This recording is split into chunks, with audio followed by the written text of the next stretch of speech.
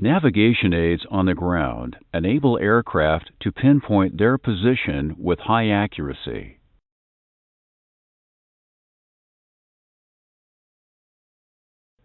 Most oceanic airspace lacks radar coverage and radio navigation aids. Aircraft must rely on their own long-range navigation systems. To ensure safety, air traffic control requires higher separation standards in oceanic airspace.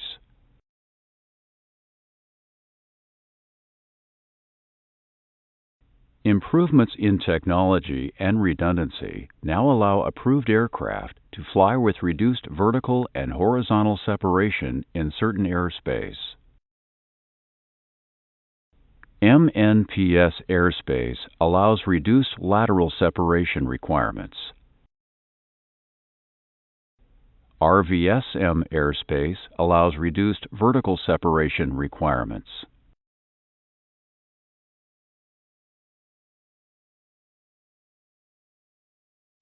Let's take a closer look at MNPS, which stands for Minimum Navigation Performance Specification.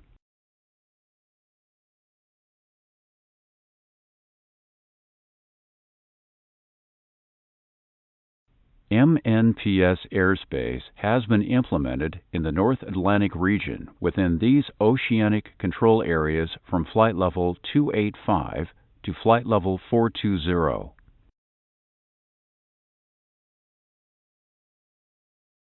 Organized North Atlantic tracks, NAT, were once spaced 120 nautical miles apart. With the implementation of MNPS, the track spacing has been reduced to 60 nautical miles. This saves fuel and minimizes traffic delays by accommodating greater numbers of aircraft in the most fuel-efficient routes available. Aircraft within this airspace must be able to fix their position with a higher degree of accuracy. The North Pacific region has fixed tracks spaced 50 nautical miles apart. Within the North Pacific route system, the primary form of lateral separation is based on Required Navigation Performance 10. RNP 10 airspace makes a requirement for accurate position keeping but is not considered MNPS airspace. MNPS airspace specifies both the position accuracy for the aircraft and sets additional requirements for the carriage of specific navigation equipment. We'll discuss these requirements later in the lesson.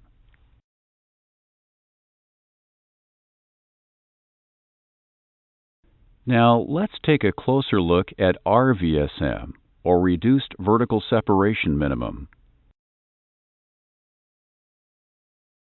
Generally, RVSM airspace in the North Atlantic is co-located with MNPS airspace. The dimensions of this airspace vary. In the North Atlantic, RVSM airspace is between flight level 290 and flight level 410 inclusive. In the Pacific, RVSM airspace is generally between flight level 290 and flight level 410. Some flight information regions, FIR, are different, and their altitudes are depicted on en route charts. Special ATC instructions are given on en route charts for aircraft to transition into RVSM airspace. As of January 20, 2005, domestic RVSM was implemented. This allows for 1,000 feet of separation. RVSM saves fuel by allowing more aircraft at the most fuel-efficient altitudes. With the reduced separation, there are now 6 new flight levels available for use. This allows for more direct routing, reduced traffic convergences, and less delays. Note that all of the flight levels in RVSM airspace obey the standard east-west rules for cruising altitudes. Flight levels 310, 350, and 390, which were once westbound under conventional separation, are now eastbound in RVSM airspace. Domestic RVSM airspace is from flight level 290 to flight level 410, inclusive. Above flight level 410, the 2,000 feet separation remains. Aircraft and operators that are not RVSM certified may not enter this airspace. Aircraft not certified must specify negative RVSM to the controller before requesting a clearance to climb or descend through this airspace.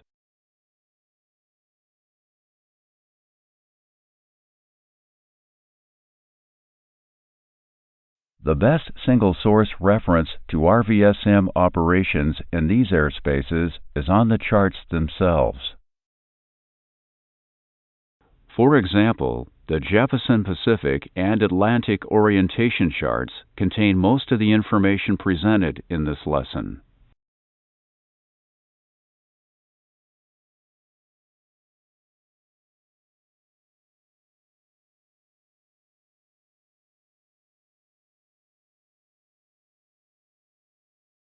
Safety is maintained by restricting RVSM airspace to approved operators with properly trained flight crews and to aircraft with specific equipment. These requirements are specified in 14 CFR Section 91.180 and Appendix G to Part 91. Additional requirements for aircraft and operator approvals are contained in Document 91 RVSM.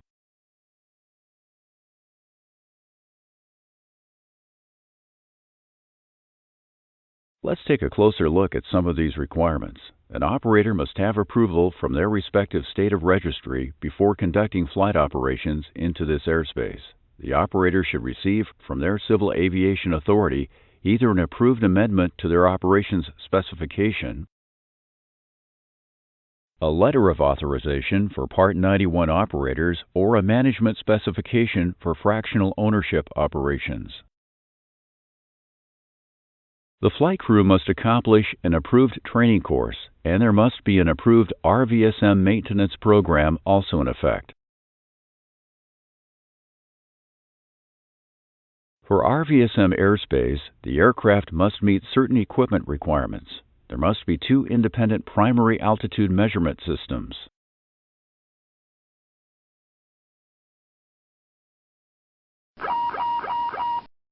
The aircraft must be equipped with an altitude alerting system that signals an alert when there is a deviation from the selected altitude. The alert activates at plus or minus 300 feet for earlier type certificated aircraft, and at plus or minus 200 feet for later aircraft. At least one automatic altitude control system must be installed. Also, at least one altitude reporting transponder is required. For MNPS airspace operations, the aircraft needs 2 long-range navigation systems, LRNSs. A traffic collision avoidance system, or TCAS, is not listed as a specific requirement for RVSM airspace. However, with the exception of certain Part 91 operations, TCAS is now required equipment for most airplanes and operators. For RVSM operations, if the aircraft is equipped with TCAS, it must be TCAS 2 version 7 or later. Earlier versions are not compliant with RVSM. Finally, ATC must be notified in flight if any of this equipment fails.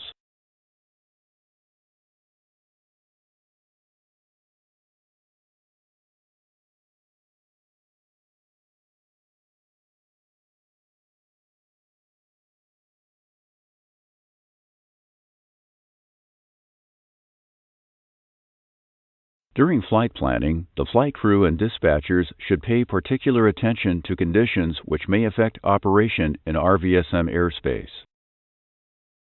Weather forecasts and observations should be examined for areas of turbulence and mountain wave activity. These can have an adverse effect on maintaining level flight. Verify that the aircraft is approved for RVSM operations, and account for any restrictions or limitations that may be related to RVSM airworthiness. Annotate the flight plan as required.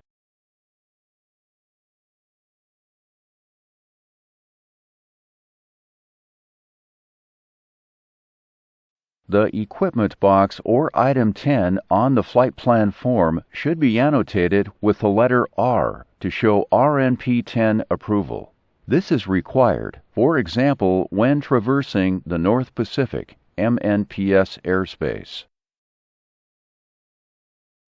The letter W shows RVSM approval. The X shows MNPS airspace approval when traversing the North Atlantic. Other suffixes for regular equipment still need to be shown.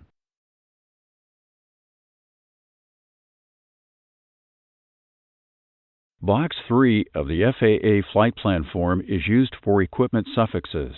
Operators can only file one equipment suffix. This suffix is displayed directly to the controller. As of September 1, 2005, aircraft equipment suffixes have changed to include additional codes for RVSM aircraft.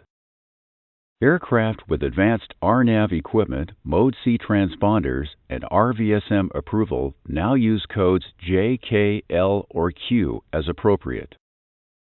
Aircraft with RNAV and RVSM capability but not advanced RNAV capability will file slant W.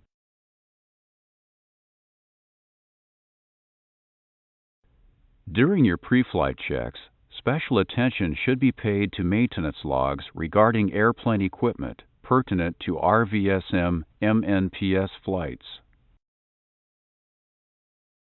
Checking the altimeter system is especially important for flights in RVSM airspace. As always, set the altimeters to the local QNH setting for the airport. Compare the altitude indications with a known value, such as the airfield elevation. Each altimeter should be within specified tolerances.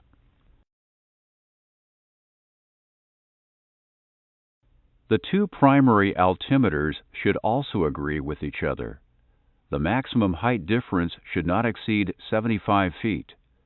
During pre-flight, make a record of the altimeter readings for use in possible contingency situations.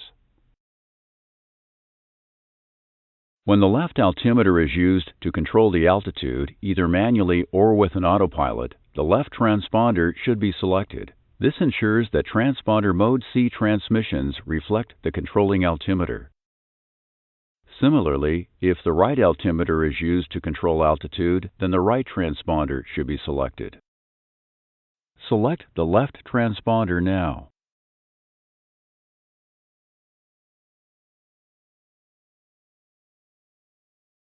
For MNPS airspace operations, longitudinal separation depends on accurate position reports.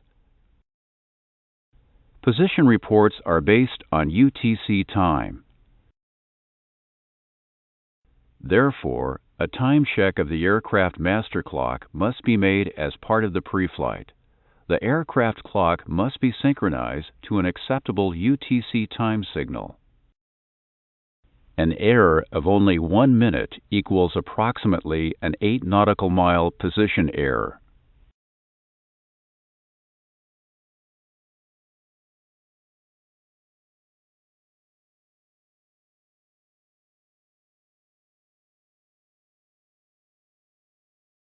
During climb, special attention should be made passing the transition altitude to reset the altimeter to the standard setting of 1013 millibars or 29.92 inches. Reset the altimeter.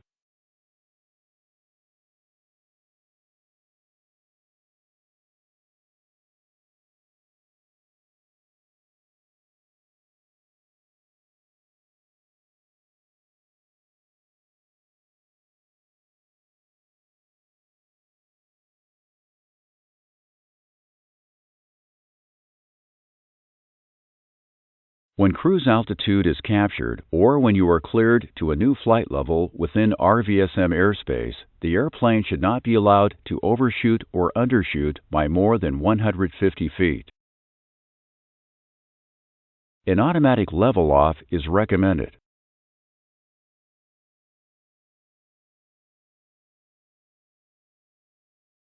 Pilots should verify that the cruise altitude matches the ATC clearance received. A recheck of the standard altimeter setting is recommended when reaching the initial cleared flight level. After your initial level off and while in RVSM airspace, cross-check and record the primary altimeters approximately every hour. They should agree within 200 feet. A lesser value may be specified in the aircraft operating manual. Depending on your aircraft, the standby altimeter may not be certified for RVSM. However, the difference between the primary and standby altimeters should be noted for use in contingency situations. Be sure that you are complying with any aircraft operating restrictions, such as a maximum Mach number for RVSM airspace. Accurate speeds and accurate position reports provide the basis for longitudinal separation between successive aircraft.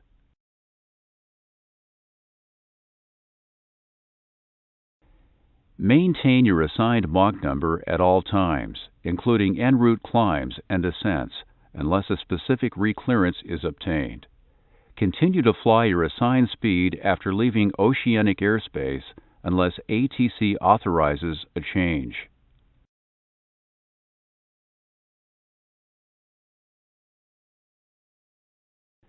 Transponder settings differ slightly depending on the airspace. See the proper orientation chart for reference. In the Pacific, the standard operating procedure is to squawk 2000 when entering a FIR from an adjacent region where operation of a transponder has not been required or assigned.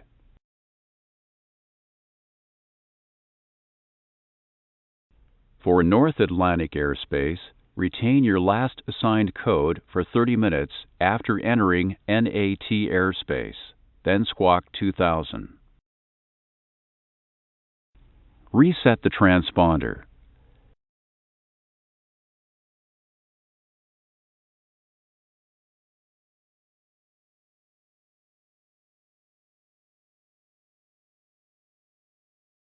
If operating in Reykjavik's airspace, they may assign you a discrete code. If assigned, use it throughout the Reykjavik OCA. Now, let's do a quick review of the TCAS system. Recall that for RVSM airspace, if TCAS is installed, it must be TCAS 2 version 7 or later.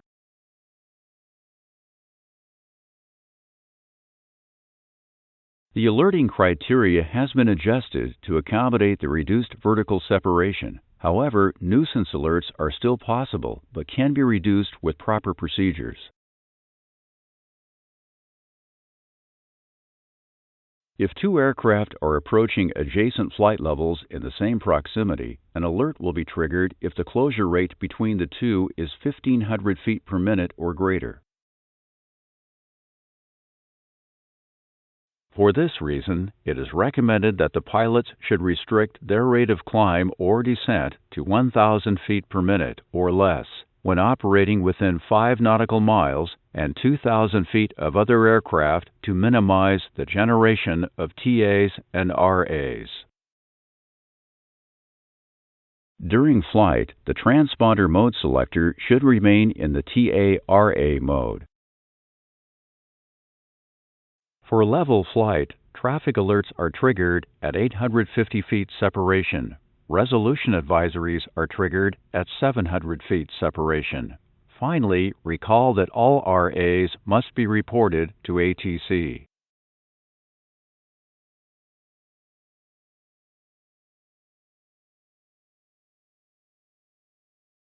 Most oceanic airspace requires the use of high-frequency HF radios.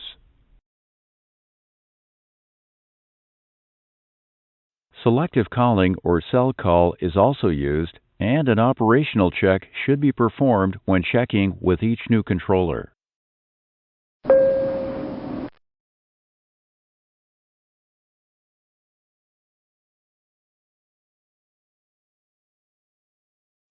When able higher reports are used to facilitate en route climbs. They may be required or they may be optional depending on the Oceanic Control Area, OCA. Pilots should indicate the highest flight level they can accept and the time or position at which this can be achieved.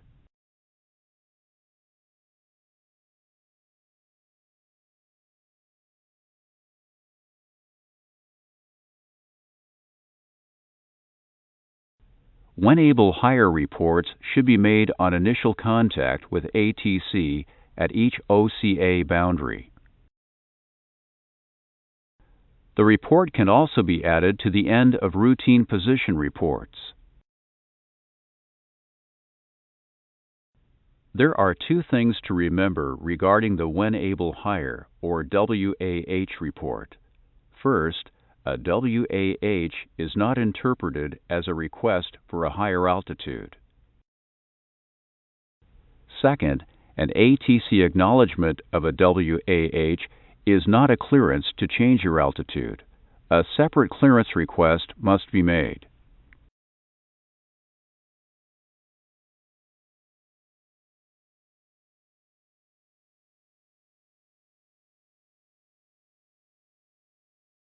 Communications regarding altitude changes in RVSM airspace is very important.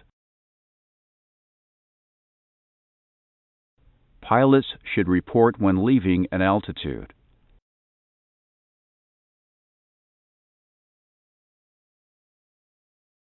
And when reaching level flight after making a climb or descent.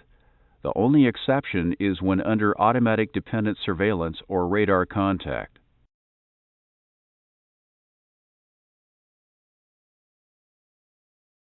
In oceanic airspace, meteorological reports or MET reports of the wind and temperature in flight should be passed to ATC when required.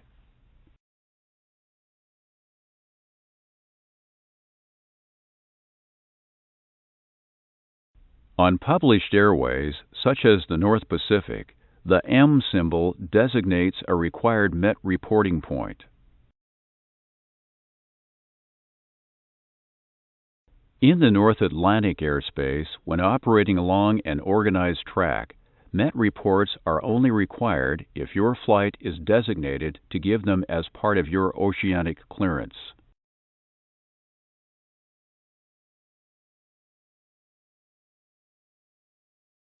MET reports are required on all flights that are not entirely along an organized track.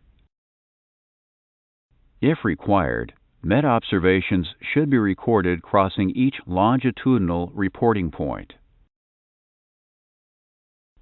and midpoint. MET reports are given by appending them to the end of position reports.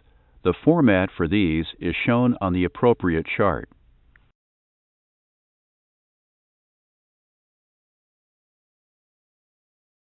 Now let's examine the standard phraseology used by pilots and controllers in domestic RVSM airspace.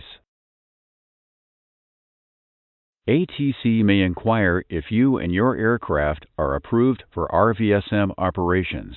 The phraseology used by ATC is confirm RVSM approved. The proper response is either affirm RVSM or negative RVSM. If not RVSM approved, be sure to include the reason, such as negative RVSM due certification flight. If ATC denies your clearance, they will state unable to issue clearance into RVSM airspace. If ATC allows an unapproved aircraft to fly in or through RVSM airspace, the pilot should report negative RVSM for the following situations.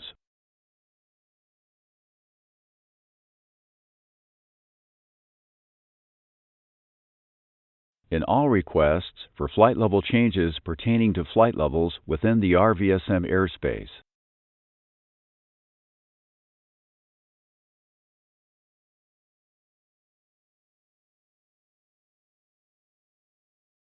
On the initial call on any frequency in the RVSM airspace.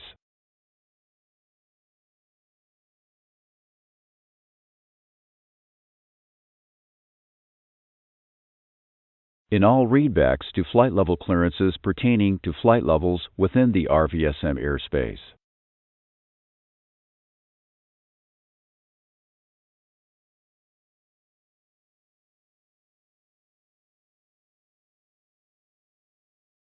And in readbacks of flight level clearances involving climb or descent through RVSM airspace.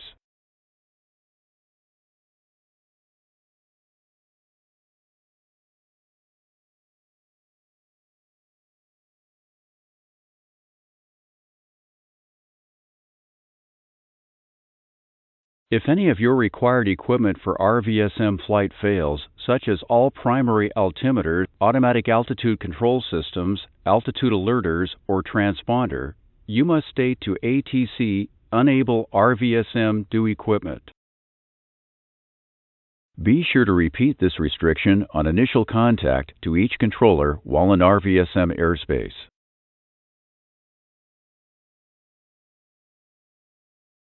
If you are unable RVSM due to weather, be sure to state the reason, such as turbulence or mountain wave.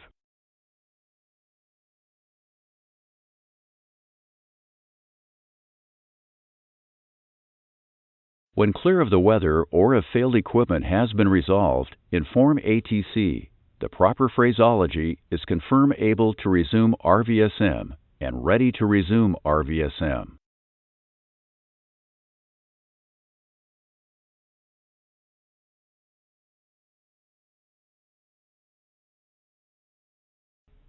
Sometimes things don't always go as planned. Equipment failures and weather may cause you to deviate from your original flight plan. Special procedures for these contingencies have been set up for operations in MNPS and RVSM airspace. Procedures for in-flight contingencies differ depending on the airspace. For RVSM airspace in oceanic areas and MNPS airspace, refer to appropriate reference material.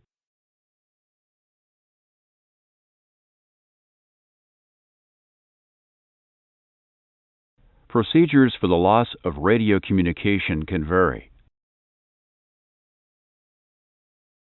Lost comm procedures may be different depending on whether you've entered the oceanic airspace and whether you've received an oceanic clearance yet. In general, here are some things to remember. If unable to reach ATC, attempt to contact other aircraft to relay a message. Tune left VHF radio to the air-to-air frequency.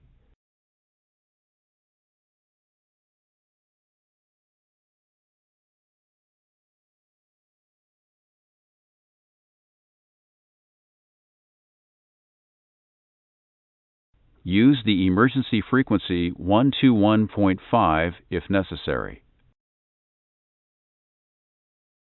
If all communication is lost, set the transponder to 7600.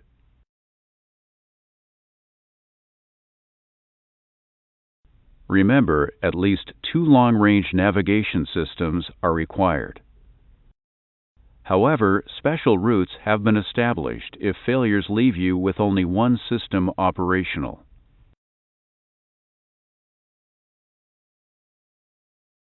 If both systems fail, entry to MNPS airspace is not allowed.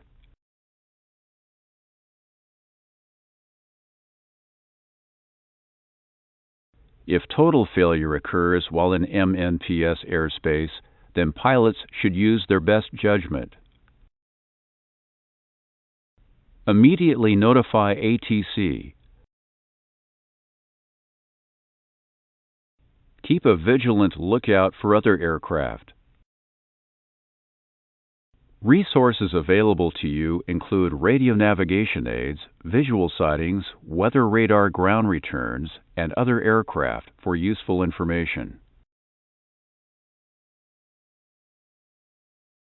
Three types of contingencies for domestic RVSM airspace are discussed next: equipment failures, weather-induced severe turbulence and/or mountain wave activity, and wake turbulence from other aircraft.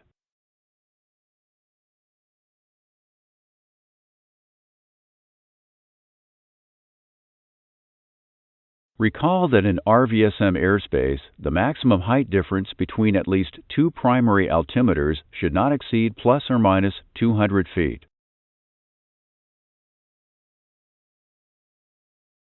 If equipment required for RVSM flight fails, follow these initial reactions. Notify ATC and maintain your cleared flight level to the extent possible while evaluating the situation.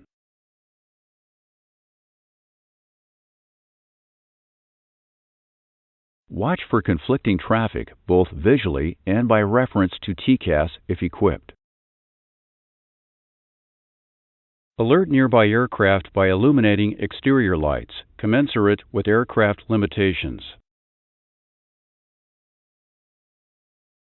For this situation, cross-check your standby altimeter to see if you can confirm at least one accurately operating primary altimeter. For this example, it appears that the captain's altimeter is the least accurate. Use the first officer's altimeter for aircraft control.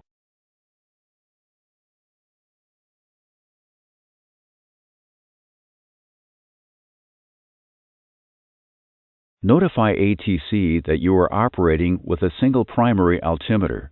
Don't forget to change your Mode C reference.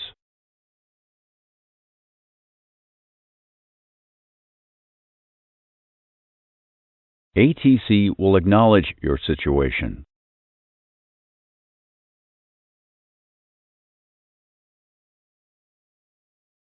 If both primary altimeters fail, notify ATC that you are unable RVSM due equipment.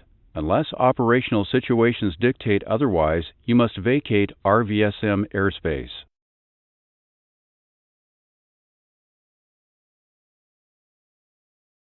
The controller will provide you with 2,000 feet vertical separation or an appropriate horizontal separation until you are clear of RVSM. Remember, failure of your automatic altitude control system, altitude alerter, or transponder also constitutes an unable RVSM situation.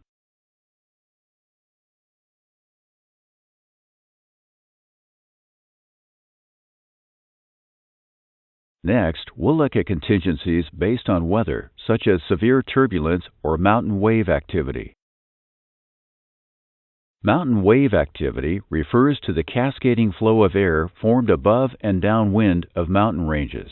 The strong vertical component of this moving air can compromise the aircraft's ability to maintain altitude in RVSM airspace. Indications of mountain wave activity include altitude excursions and airspeed fluctuations with or without associated turbulence. Mountain waves can also cause pitch and trim changes to maintain altitude with accompanying airspeed fluctuations.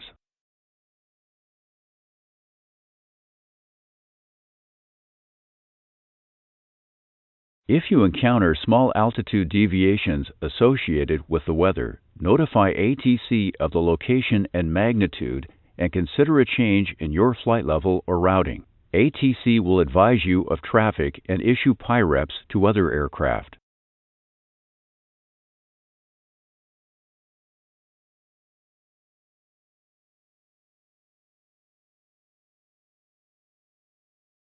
However, if you encounter significant altitude deviations of approximately 200 feet or greater, notify ATC and state that you are unable RVSM due turbulence or due mountain wave as appropriate. The controller will advise you of conflicting traffic and provide vectors to aircraft to avoid merging targets. As before, consider a change in your flight level or a new route to avoid the area of mountain waves or turbulence.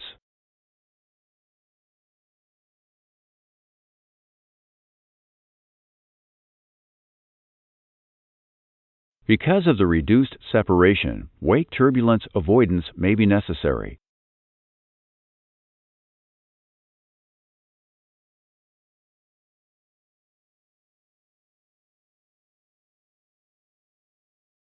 Wake turbulence can occur in the vicinity of aircraft climbing or descending through your altitude.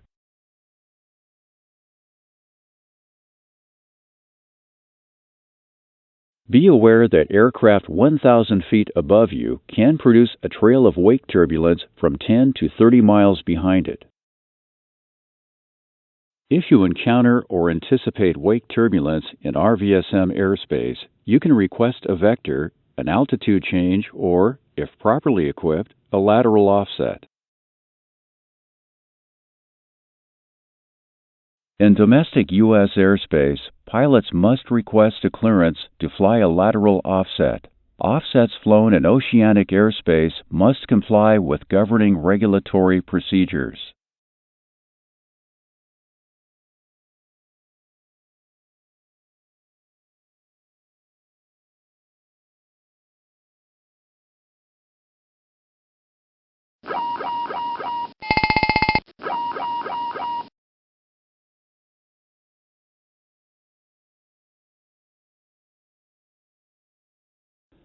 Time constraints during an emergency could force you to deviate from your route without a clearance.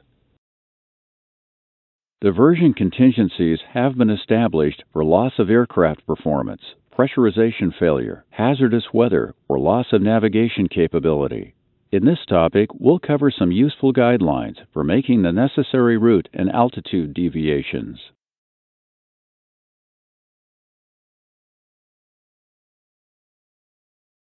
Whenever possible, try to obtain an ATC clearance prior to deviating from your route or altitude.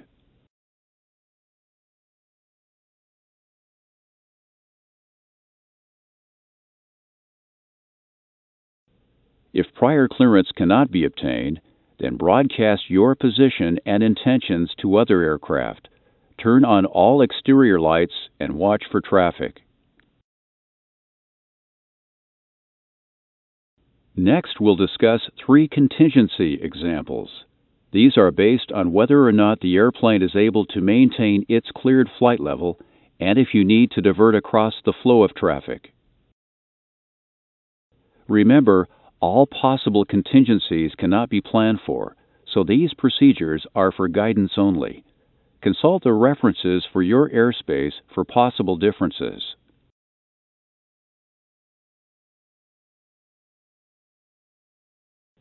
In this first example, let's examine a contingency where the airplane is able to maintain its assigned flight level. This diversion might be due to hazardous weather or loss of navigational or separation performance.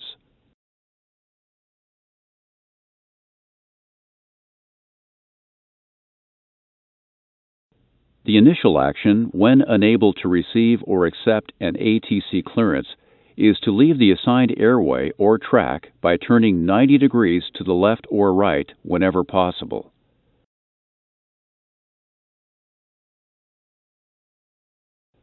Subsequent action should be to acquire and maintain a laterally offset track to your original route. A lateral offset of 15 nautical miles in NAT airspace airways will place you away from normal traffic areas. If you're flying a published airway in the Pacific, a 15 nautical mile offset will place you between adjacent airways.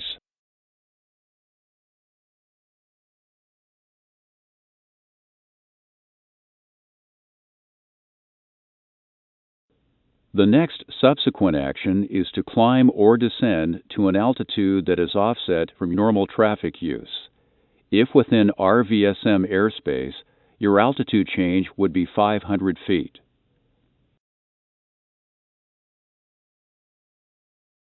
The exception to this is if you are flying at the boundary altitudes for RVSM airspace.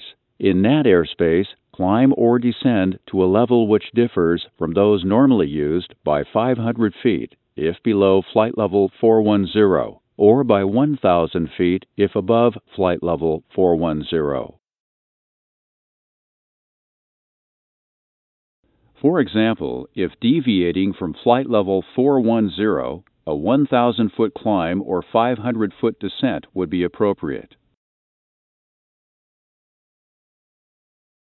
If deviating from the lowest RVSM altitude, only climb or descend 500 feet.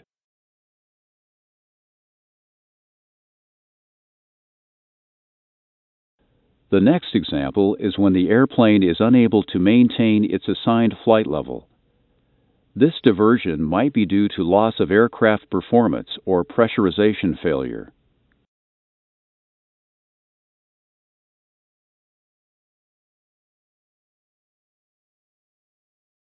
Your initial action should be to minimize the descent rate to avoid possible traffic below you.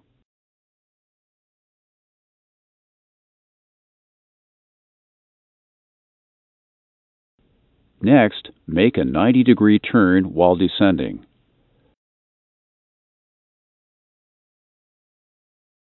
Plan to intercept an offset from your original course as described earlier. When conditions allow, maintain an appropriate offset altitude.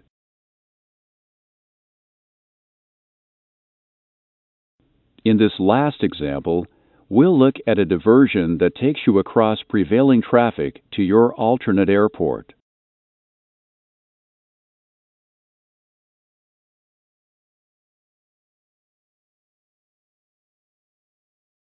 Your initial action should be to first turn in the direction of your alternate and acquire the proper route offset.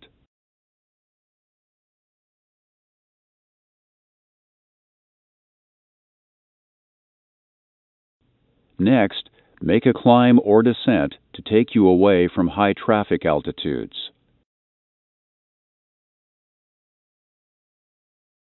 Finally, proceed to your alternate airport.